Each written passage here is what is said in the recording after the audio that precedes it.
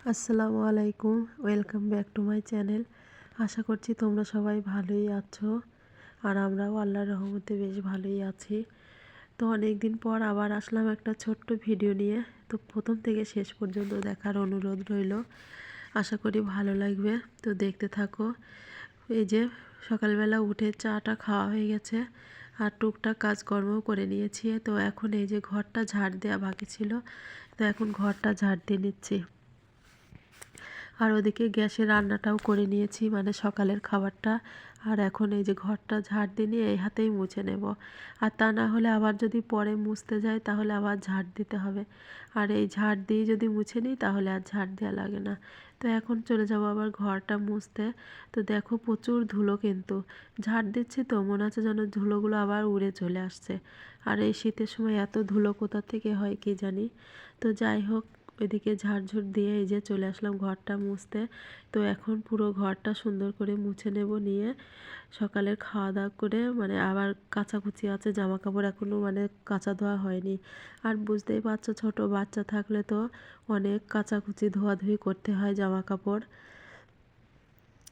তো কিছু করার নেই, এখন ও যতদিন ছোট থাকবে ততদিন তো আমার এই কাজ করতেই হবে। আর আমার 3টে ছেলে মেয়েই তো ছোট ছোট। তো যাই হোক, বড় ছেলেটা তো থাকে না বাড়িতে, ওর কাচা ধোয়া তেমন আর করতে হয় না আমার। আর এই যে দুটো মেয়ে, ওদের ওদের বাবার আমার এই 4জনের জামা কাপড়ই এখন আমার বেশি কাচাকুচি করতে হয়। আর এই ছোট দিনের বেলা, আবার ছোট্ট বাচ্চা আছে, বুঝতেই পারছো অনেক মানে অসুবিধাই হয়ে যায়। তো যাই হোক, ঘরটা মুছে নিয়ে দেখো আবার আসলাম, এই যে বারান্দাটাও মুছে নেব। আর বারান্দাটা আমার টাইলস বসানো নেই, কি বলো তো, এই যে সিমেন্ট গোলা দেওয়া আছে। তো তো বারান্দাটাও খুব সুন্দর মানে মোছা হয় এই পোছাটা দিয়ে। তো আমি যখনই ঘর মুছি এই বারান্দাটাও মুছে নিই।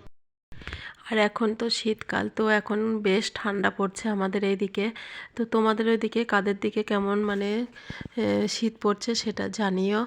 আর আমার এই প্রচণ্ড ঠান্ডার ভিতরে কিন্তু আমারও ঠান্ডা লেগে গেছে, অবশ্যই কথা শুনে বুঝতেই পারছো।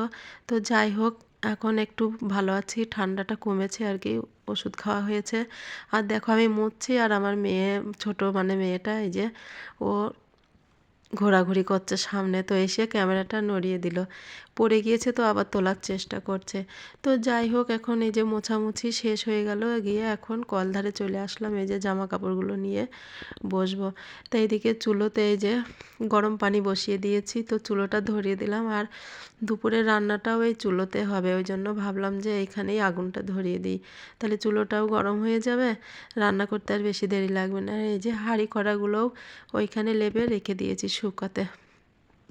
তো এখন জামা কাপড়গুলো এই যে কাচা ধোয়া করে ছাদের ওপরে চলে আসলাম মেলতে। তো এখন ছাদের ওপরে বেশ ভালো রোদ আছে, সকাল সকাল কাচা হলো তো শুকিয়েও যাবে তাড়াতাড়ি, ভালো হবে।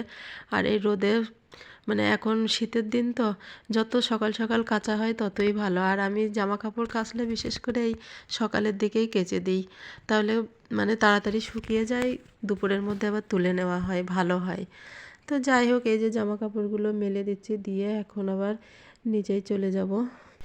আর এর মধ্যে আমার ছোট মানে বড় মেয়েটাও চলে এসছে স্কুল থেকে, ওদের তো সকালে মর্নিংয়ে স্কুল হয়, ওই জন্য মানে 9:30 পৌনে 10টার ভিতরে ও বাড়ি চলে আসে।